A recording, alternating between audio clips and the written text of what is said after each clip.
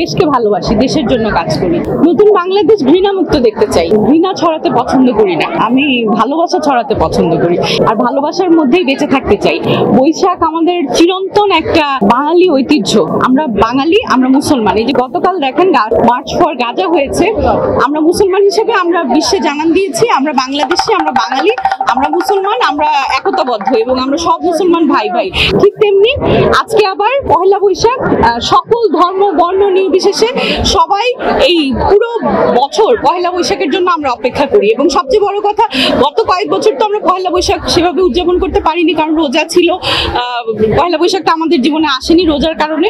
তো এইবার তো অনেক বছর পরেই বোধহয় আমরা পহেলা বৈশাখটা পেলাম, এবং যার কারণে এখন খুব ভালো লাগছে।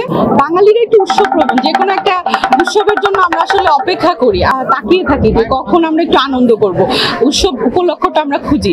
তো আমার মনে হয় ঘৃণা না ছড়িয়ে সবাই ভালোবাসার মধ্যে সম্প্রীতির মাধ্যমে নতুন একটা বাংলাদেশ সবাই যাতে বিনির্মাণ করতে পারে। সবাই ধর্ম বর্ণ নির্বিশেষে দলমত ভুলে আসুন, কাঁধে কাঁধ মিলিয়ে হাতে হাত মিলিয়ে শুধু এগিয়ে যাই।